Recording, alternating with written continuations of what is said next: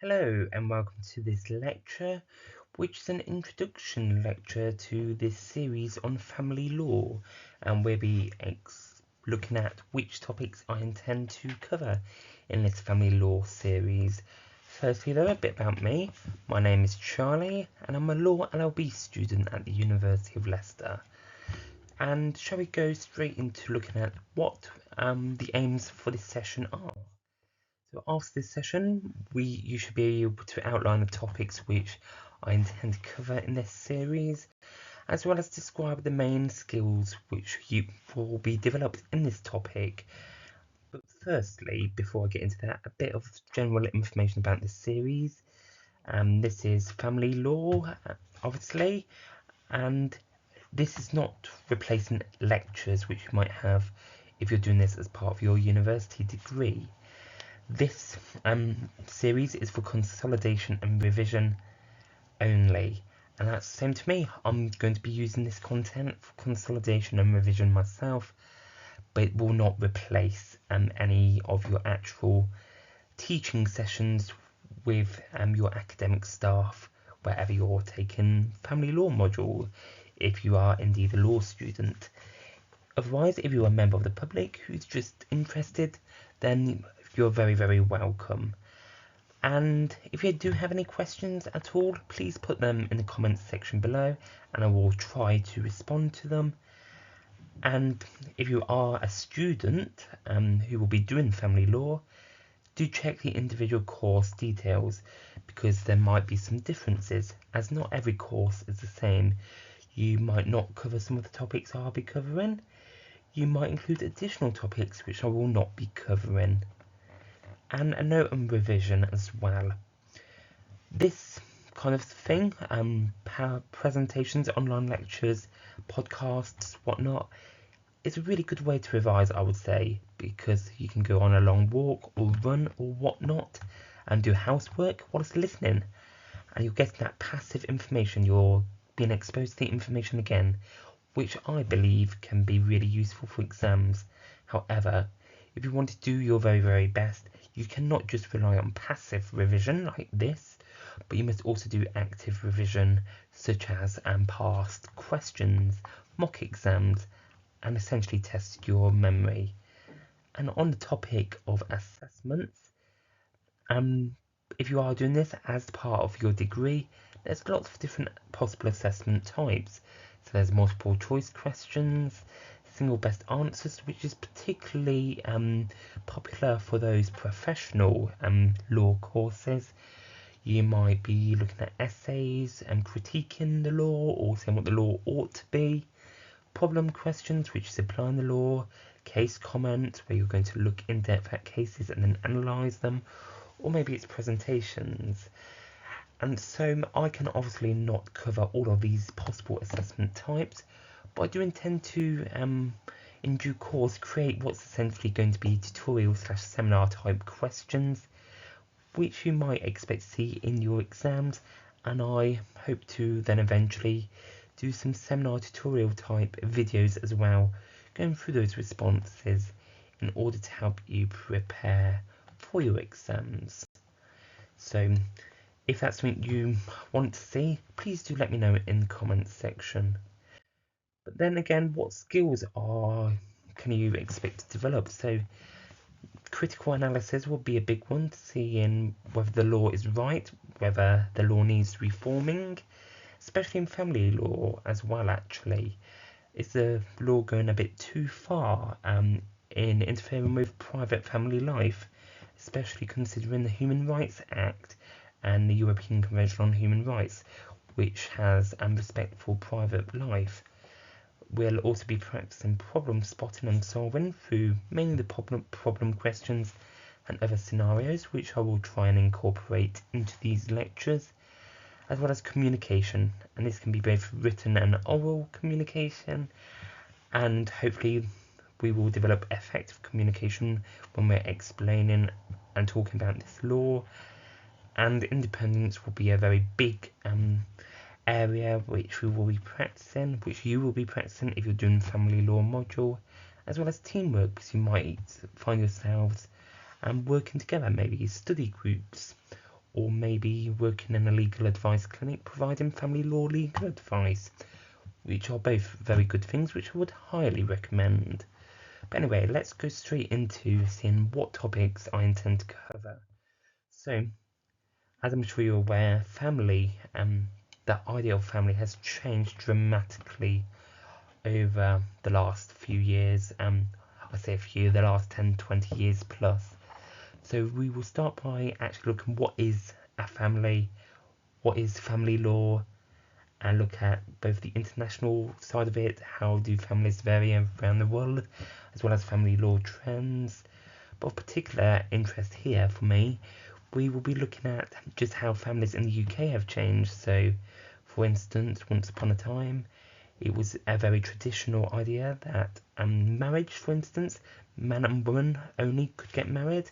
The husband would go to work, the wife would be stay at home looking after the children, and marriage was very much religious and Christianity.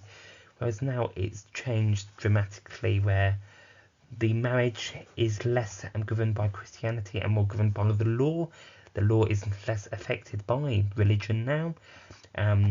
Same-sex couples can also get married nowadays, and that's just one tiny area of where things have dramatically changed. And we will be looking in depth at just how much the idea of family has changed and whether the law is keeping up, because the law does have a reputation of not catching up with the times. After this, we will then dive deeper into adult legal relationships, looking at marriage as well as discussion of sexuality and the ideas of equal marriages. And we will also look at civil partnerships and how that came about to help start marriages. We'll then look at the marriage requirements, so what actually needs to be done in order to legally be married. And then we will also look at ending marriage, which sadly, in practice, you're more likely to be dealing with marriages ending rather than starting marriages. So that could be divorce, that could be, my mind's just gone blank, nullity, annulling marriages, and all the other possible scenarios, as well as informal relationships, so cohabitants, for instance. And then on the topic of the ending marriages is a big, complex area of family law where you look at various different areas, especially if children are involved. So the next topic will be financial provision, which is very relevant, where it's a divorce case. So we'll look at case law principles as well as statutory principles and the different types of arrangements for finances, for financial provisions, whether that's marriage, cohabiting couples, separating, or whatever else it might be. We will then go on to another area where there's significant crossover, and that is domestic abuse, another very interesting area. Firstly, we'll look at what actually is domestic abuse through the legal lens and through the family law lens, before looking at the civil side of domestic abuse in terms of civil remedies and what criminal remedies are also available. So this is really an intersection of both civil law and the criminal law.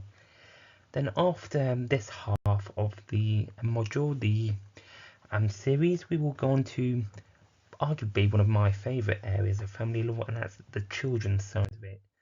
So we will start by looking at children's rights and general principles around children's law.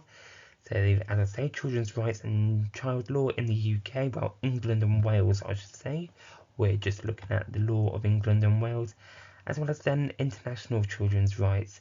So for instance, there is the United Nations Convention on Rights of the Child, which although I don't believe has been ratified into UK law, i.e.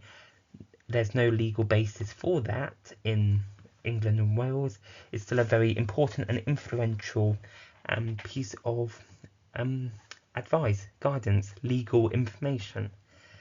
After this, we will then go on to the private law, which looks at parents and parental responsibility, and then what happens when parents separate, or when one parent refuses to let the other parent see a child, and how courts go about finding the best outcome for both parties. After that, we will look at what's essentially the public law, in terms of child protection. And this is when the local authorities get involved. So this is foster care in particular, and when the local authorities step in, remove children from the family home, the biological family home, to put them somewhere arguably safer. Although there's various controversies around this area when we will look in to this area in more detail. And for instance, there's a consent permission type arrangement where it's questionable just how good and effective that is, but we will look at that when we get to the child protection topic. After that, we then go on to adoption, which is another very interesting area of law, and we will look at the adoption process and the various elements which need to be taken into account when it comes to family law practice. And then that will be the final topic of this playlist, this module, this series at this moment. So now I'm hoping that you will be able to outline the topics which I intend to cover in this series and be able to describe the main skills which will be developed within this topic. And I hope you will enjoy using this family law resource as much as I will enjoy creating it and using it myself. So please do like, comment and subscribe for more content. If you like, that show me that you are interested in this, you want this material, and so will encourage me to keep producing this material.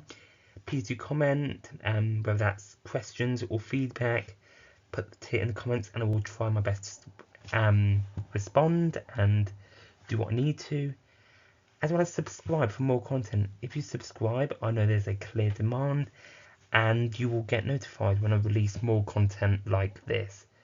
And ultimately, please do support me. I'm doing this for free for both my benefit and your benefit, and so in the either description or comments there will be some links where you can financially support me, and I will explain in more detail in a future video just why I'm asking for financial support. But in a nutshell, it's to support my education so I can go on to continue this public legal education, educating the public, which I believe is extremely important, as well as then doing pro bono projects where I can offer legal advice when I'm a barrister in particular, for free of charge for those who cannot afford a barrister otherwise. But yeah, thank you very much for watching, and I look forward to seeing you in the next lecture. Goodbye.